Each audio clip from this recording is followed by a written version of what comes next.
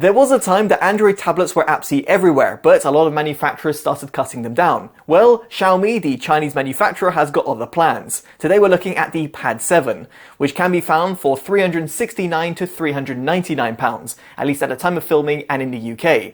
That is between the 128 and 256GB models. Now, in this review, you're going to see if it's actually worth its price tag, and of course, how it performs across the board.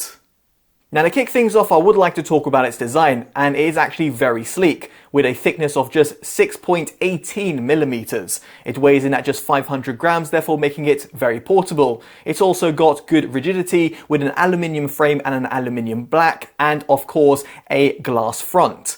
Now, it's available in a few different colors, such as sage green, mirage purple, or the pictured graphite gray. There are also a few accessories that you might want to consider getting. For example, the stylus, which is called the Focus Pen. It's got 8,192 levels of pressure sensitivity, making it handy for certain scenarios, for example, if you're going to be drawing. Now, the one I was actually sent was the Xiaomi Pad 7 Focus Keyboard. This is also present for the Pad 7 Pro. Now, I actually found it to be absolutely fantastic, and it really did transform my usage of the tablets because it meant that I could actually use it for productivity. For example, typing up a couple of documents, taking notes, or just simply having that flexibility. It's got a magnetic attachment and it works out pretty well. It's got adaptive backlights and even gestures when it can be done via its touchpad. You can also do certain things like a screenshot, go into your recent tasks, and furthermore, the actual case itself gives the tablet that extra bit of protection, therefore doubling up as a case. You've also got multi-angle adjustment from 0 to 124 degrees, although I wish it did actually rotate a little bit more and therefore would have given me a little bit extra flexibility. Nonetheless, I do love its accessories, and combining it with the overall style of the tablet itself, well, in this department, I have got no complaints. Now, when it comes to using the tablet, you've got an 11.2-inch 144Hz IPS LCD that has a resolution of 2136 by 3200. There's an aspect ratio of 3:2 and a pixel density of 345. There is a support for HDR10 and Dolby Vision, and you've also got a wide color gamut thanks to the DCI-P3 color space. Now, the colors themselves do actually pop, but I did find that in very bright sunlit conditions that the display itself didn't get too bright. And furthermore, given that the display has got quite a lot of reflections, at least from my own tests, I found it sometimes a little bit hard to see. This is despite the manufacturer claiming that you've got a nano-textured display with an anti-glare coating to it. Now, in terms of the overall peak brightness that I was able to record via my calibrators, it sat at 633 nits, which is not too bad, but again, in a bright sunlit condition, you will actually potentially feel that it is actually quite dim. But on the flip side, it does get all the way down to 1.62 nits, therefore meaning that it can get pretty dark. This is quite handy if you're going to be using it in a very dark scenario, for example, at night, and therefore it's not going to cause you much eye strain. So next up we get onto raw performance, and here it's got a 4nm Snapdragon 7 Plus Gen 3 chipset with an octa-core CPU and an Adreno 732 GPU. There's also 8GB of RAM, although I did notice that there is a 12GB variant available. Now, in Geekbench 6, it scored 1,789 in single-core and 4,979 in multi-core. Now, these are not too shabby results, but not exactly flagship tier. So just worth considering over here that there'll be some other tablets out there that will provide you even better performance. Now, on a day-to-day usage, it is actually very fluid.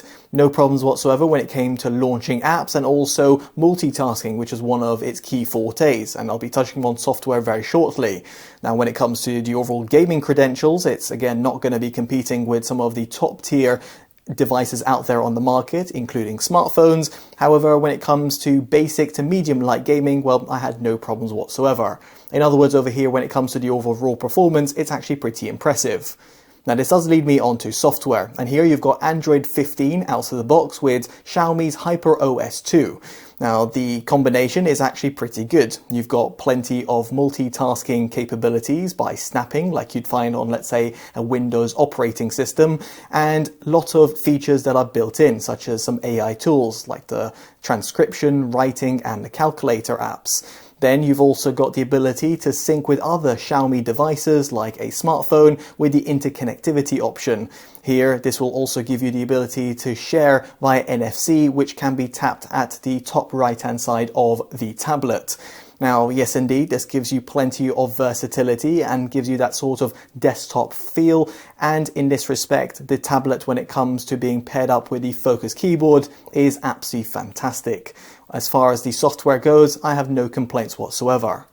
Now, while that's all very well and good, there is a major drawback. Here, the Pad 7 has got an 8,850 milliamp battery, which is pretty large, although some competitors offer a little bit larger. The problem, however, is that when it came to my controlled benchmarks, I only netted 14 hours and 38 minutes, which is actually pretty disappointing. Now, this graph is comparing it with some other smartphones with lower battery capacities and different size screens, of course, but nonetheless, I would expect far better battery. Looking around online from the initial Chinese reviews and some of the international reviewers who got hands on the Chinese model, it seems that they also had similar complaints. So it doesn't seem to me that I am the only one having such problems. Therefore, meaning that when it comes to using the tablet, if you're going to be gaming on it, just expect a couple of hours of usage. If you're going to be using it for media consumption, maybe expect roughly 1 to 1.5 days. And if you're a heavy user, then just make sure that you have a charger or power bank handy at any given point.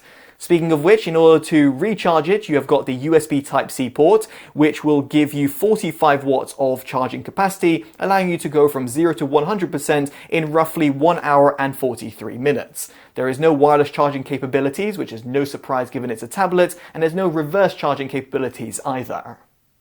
So next up, I would like to talk about some of the features, and here I would like to re-emphasize that there are two storage capacities, 128GB and 256GB. In case you're wondering, this will give you different capabilities with UFS 3.1 in 128GB and 4.0 in the 256GB variants. There's of course a USB Type-C port, although it's worth mentioning over here there's no 3.5mm jack. However, it's nice to see that you have got a quad speaker array and with Dolby Atmos. When it came to doing my tests, I found that the speakers were actually pretty loud and also quite nice sounding. They had a good sort of rich bass to them, and when it came to vocal clarity, well, it did well across the sound frequency range. Now you have also got good connectivity with dual band Wi-Fi with Wi-Fi 6E also supported and Bluetooth 5.4 with the likes of the LHDC5 codecs. So therefore you have got pretty high-res audio playback that can be achieved over a wireless transmission. And of course you've got the likes of LDAC and the lower quality SBC and AAC codecs available. Now on that note, I would just like to point out that I was able to plug in the tablet to my monitor via USB Type-C to HDMI cable, and I had no problems mirroring the actual image. I highlight this because I read online and via certain reviewers, potentially because this was not available at the time, that they weren't able to actually have a display output. But in this case, it certainly was present on my device, and hopefully here you'll be able to see the results for yourself. However, it is a shame that there is no SIM card tray and also no NFC, so therefore when it comes to actual wireless payments. Not that I see that actually going to be done on a tablet, but nonetheless I thought to point out. More importantly, however, there's no fingerprint sensor, and this will come as a disappointment to certain individuals. On the flip side, there is face unlock, although it's not to be overly trusted, purely because of the fact that it's not exactly overly secure in comparison to using, let's say, your biometrics or indeed a regular PIN. Now on the flip side, for a tablet, the camera performance is actually pretty good.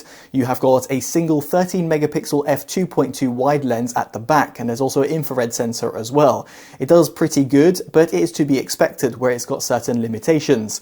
Sometimes on closer shots it seems to over sharpen the image. However, the overall skin tone and in terms of the color tones themselves, they actually look pretty good when I was able to blow them up on a computer. There's also digital zoom available for photography up to 10 times, although don't expect anything great from this because when it comes to the overall clarity, well, it's certainly lost. Now in terms of low light performance, well, unfortunately it's pretty poor. That singular 13 megapixel lens does actually suffer, and the sensor itself isn't exactly able to draw in quite a lot of light. Now there is a nighttime mode which can be enabled, and that can better the overall camera performance. Now there is also an 8 megapixel f2.28 wide selfie camera, and again, as you might expect, it doesn't perform well in low light conditions. However, in normal lighting conditions, I think a lot of people will be pleasantly surprised, specifically given the fact that the portrait mode actually does work a treat. Now, what I do think is more important is its recording capabilities. And of course, here I'm referring to the front-facing camera because, for example, if you're on a work call or if you are calling friends or family, you might be curious to know how it actually does. Well, in some nice lighting conditions, it actually did a pretty decent job. It shoots at 1080p with 30 FPS. It would have been great to see 60 FPS or, for example, 4K, but alas, that's not the case. Yet again, over here, if you're going to be taking it in low light conditions for any given reason, then it's no surprise that it's going to really struggle. Now, as for the rear camera, it does a decent job in normal lighting conditions. However, in low light conditions, yet again, it struggles. Here you can shoot at 4K 30 or 1080p at 60 or 30 FPS. And there's also 6x digital zoom that's also available. Here, when it comes to the overall image stabilization, for any given reason that you'll be walking around with a tablet and shooting with the rear camera, well, here don't expect great results because there's quite a lot of shake that can be noticed. And when it comes to the EIS, which is trying to kind of stitch up the image, well, it doesn't look all that good. So with all that in mind, can I see myself recommending the Xiaomi Pad 7? Well, there's quite a lot to like about it. The speakers are actually pretty impressive, the display is pretty good, the accessories that you can purchase as additional extra, for example, the Focus keyboards, are fantastic because they give you better degree of productivity, and in some ways you can utilize the tablet as a little bit more of a laptop replacement, but of course bearing in mind it is still using the Android operating system. Speaking of which, the software is pretty optimized and you've got plenty of customization options. As for the cameras, I can't really see most people using them, but the selfie camera is decent when it comes to taking calls, and the rear-facing camera will be useful in certain scenarios. Now, the biggest sticking point, however, is in terms of its overall performance, it's not up there in terms of giving you flagship tier performance.